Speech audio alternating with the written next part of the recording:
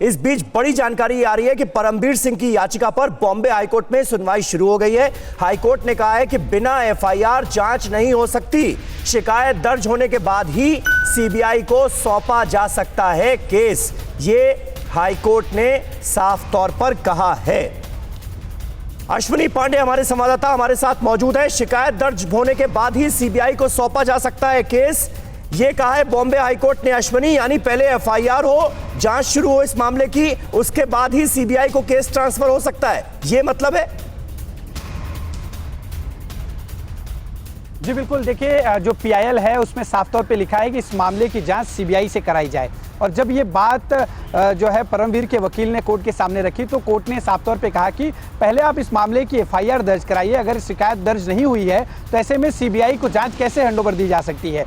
तो सबसे पहले इसकी शिकायत दर्ज कराइए, कोर्ट इस मामले में फिर यह तय करेगा कि इस मामले की जांच सीबीआई से होनी चाहिए या नहीं। आपको बता दें कि सुप्रीम कोर्ट में भी जब परमवीर सिंह गए थे तो उस वक्त भी इस बात का जिक्र हुआ था और ये कहा गया था कि आप पहले हाई कोर्ट में जाइए, जो भी आपकी मांग है आप हाई कोर्ट में रखिए, हाई कोर्ट से फिर आपको जो है डायरेक्शन जो आएगा उसके आधार पर बिल्कुल जो है एक्शन लिया जाएगा। अब हाई कोर्ट में जो है ये पहुंचे, इन्होंने हाई कोर्ट में अनिल देशमुख को भी पार्टी बनाया, सुप्रीम कोर्ट में इन्होंने अनिल देशमुख को पार्टी नहीं बनाया था, जिस पर सुप्रीम कोर्ट ने सवाल किया था कि आपने तो जिसके ऊपर आरोप लगाया है उसे तो पार्टी ही नहीं बनाया है। जिसके बाद हाई कोर्ट में अनिल देशमुख जो गृह मंत्री है महाराष्ट्र के, उन्हें पार्टी बनाया गया। इस मामले की सुनवाई का आज दिन रखा गया था क्योंकि पीआईएल की सुनवाई हर बुधवार को होती है। तो आज हाई कोर्ट के जज इस मामले की सुनवाई करने के दौरान उन्होंने इस बात का जिक्र किया कि आप पहले एफआईआर दर्ज कराइए और इसके बाद ये तय होगा कि इस मामले को सीबीआई को देना है या नहीं देना है। जी ठीक है। महेश तापसे साहब, अब आप बताइए, आप बता रहे थे कि क्या स्ट्रेटजी बनाई गई है ताकि इस केस की सही तरीके से, निष्पक्ष तरीके से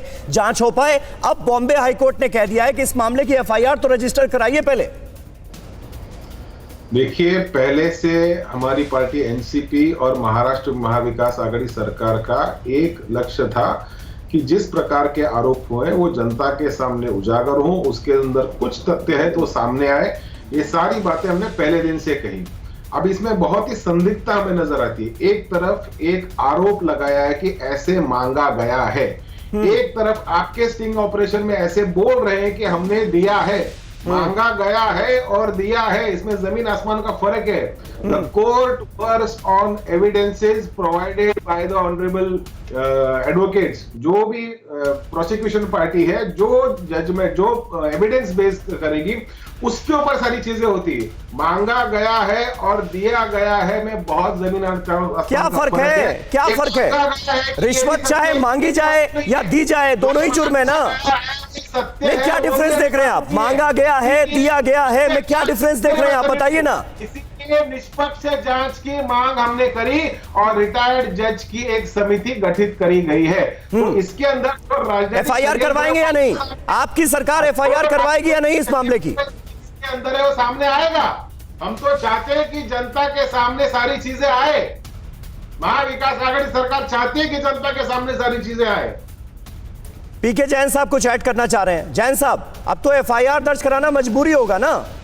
समीर जी, बहुत इंटरेस्टिंग हो गया अभी ऑनरेबल हाईकोर्ट के ये ऑब्जर्वेशन से। मैं शुरू से ये बोल रहा था कि इस मामले में प्रिवेंशन ऑफ करप्शन एक्ट के तहत एफआईआर दाखिल होनी चाहिए थी और उसके बाद में जांच शुरू हो। हाँ। कल मैंने ये भी कहा था कि इसमें अटेम्प्टेड एक्सटॉर्शन का केस भी दाखिल हो सकता है। तो अब ये हो गया कि अभी परमवीर सिंह जो हैं, जैसे ही हाईकोर्ट का ये आदेश अगर हुआ, जो भी उन्होंने ऑब्जर्वेशन हुआ या जो भी ऑर्डर होगा जी, और उसके बाद में बड़ा इंटरेस्टिंग हो जाएगा कि ये एफआईआर दाखिल होगी या नहीं होगी, और या इस जांच का बहाना देके उस एफआईआर को भी दबा दिया जाएगा। लेकिन अभी एक हाईकोर्ट में मामला चला गया। अगर हाईकोर्ट की ऑब्जर्वेशन है तो मजबूरी में अब गवर्नमेंट ऑफ महाराष्ट्र को या कंसर्न पुलिस स्टेशन को इसमें एफआईआर दाखिल करनी पड़ेगी और उसकी जांच देनी पड़ेगी। अब ये दो चीजें हो जाएगी। जैन साहब, अश्विनी पांडे के पास कुछ और जानकारी है। अश्विनी बताइए, ओवर टू यू। जी, मेरे साथ इस वक्त बीजेपी के नेता किरीट सोमैया हैं, जो लगातार सचिन वजह और परमवीर सिंह को लेकर कई बातें सामने रखते रहे हैं। और अब जब हमारे स्टिंग ऑपरेशन में परमवीर सिंह पर आरोप लगे हैं कि वो 2 लाख रुपए हर महीने बाहर से लिया करते थे, इस पर हम जो है किरीट जी से जवाब चाहेंगे। सर, क्या कहना चाहेंगे, क्योंकि आप लगातार देख रहे हैं जब से सचिन वजह का केस आया है, गृह मंत्री पर आरोप लगे, आप काफी आक्रामक तरीके से बातें रख रहे हैं। ये जो आरोप लगा है परमवीर सिंह पर, क्या कहना है सर इस पर आपका? वास्तव में बियर बार, हुक्का बार फिर टीआरपी स्कैम, फिर जो ड्रग का स्कैम जो हुआ, पुलिस की ट्रांसफर, वसूली, ये सब मिलाकर मुंबई से 100 करोड़ रुपए से ज्यादा ठाकरे सरकार सचिन वादे और परमवीर सिंह के द्वारा कलेक्ट कर रही थी। और यह पैसा फिर वो वादे के जेब में भी जाता था, अन्य पुलिस के अधिकारी हो गए, परमवीर सिंह हो, और गृह मंत्री और मुख्यमंत्री के वहां पर भी पहुंचता था। हमारी यही तो मांग है कि अभी तक ये ठाकरे सरकार, ये जो पैसा कलेक्ट होता था, पैसा कहाँ जाता था, उसकी एफआईआर ही रजिस्टर्ड नहीं कर रही है, ताकि वो इन्वेस्टिगेशन ही ना हो। वो दबाना चाहती है। सिर्फ जो एंटी टेरर एपिसोड हुआ उसमें कार्रवाई एनआईए ढंग से कर रही है, लेकिन ठाकरे सरकार ये दबाना चाहती है, परमवीर सिंह को बचाना चाहती है, वादे को बचाना चाहती है। कि खुद मुख्यमंत्री उद्धव ठाकरे कार्यालय और अनिल देशमुख इसमें फंसेंगे। हर महीने में 100 करोड़ से ज्यादा करोड़ की वसूली जो यहाँ जाती थी, कहाँ गई? सर, यही बात हाई कोर्ट में भी आज कही है। चीफ जस्टिस ने साफ तौर पे कहा है कि आप पहले एफआईआर क्यों नहीं दर्ज कराते, एफआईआर दर्ज कराइए और सीबीआई की जांच उसके बाद जो है देखी जाएगी कि क्या कुछ होता है। वही बात आप कर रहे हैं। कैसे देखते हैं परमवीर सिंह के इस पूरे कार्यकाल को, क्योंकि बहुत बड़ा जो है 1 सवा साल का कार्यकाल रहा और उसमें तमाम ऐसी बातें आई जिसपे उनके ऊपर सवाल खड़े हुए। मैं एक क्षमा चाहता हूं, आप परमवीर सिंह बोल रहे हैं, मैं उद्धव ठाकरे जी बोल रहा हूं, मैं ठाकरे सरकार बोल रहा हूं। परमवीर सिंह कुछ नहीं कर सकते जब तक मुख्यमंत्री और गृह मंत्री की साथ न हो। 100 करोड़ का कलेक्शन परमवीर सिंह के अकेले की कैपेसिटी ही नहीं है।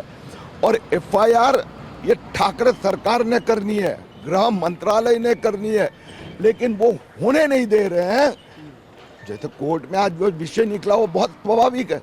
सीबीआई हो या ईडी हो या इनकम टैक्स हो, वो पिक्चर में तब आएंगे जब एफआईआर एंटी करप्शन हो। लेकिन ठाकरे सरकार, शरद पवार सीनियर लीडर, वो होने नहीं दे रहे हैं। मेरी चैलेंज है ठाकरे सरकार को, मनसुख हिरन की हत्या एक विषय है, एंटीलिया के सामने टेरर अटैक दूसरा इवेंट है, लेकिन जो 100 करोड़ की वसूली जो होती थी, उसमें जहां जहां पैसा गया है एफआईआर करो। सर, इस तरह की भी आरोप भी लगे आप लोगों की तरफ से कि जो एंटीलिया का एपिसोड हुआ, कहीं ना कहीं उस 100 करोड़ की जो रकम है उसी को वसूलने की कोशिश की जा रही, तो कहीं ना कहीं सारे केसेस एक दूसरे से लिंक होते दिख रहे हैं। ऐसा है कि वो एपिसोड का मुझे ऐसा लग रहा है कि हेतु यह था कि सचिन वादे अपना कद बढ़ाना चाहता था, उसके द्वारा अनेक लोगों को मैसेजेस भेजना चाहते थे, जिसमें परमवीर सिंह और ठाकरे सरकार का सपोर्ट था।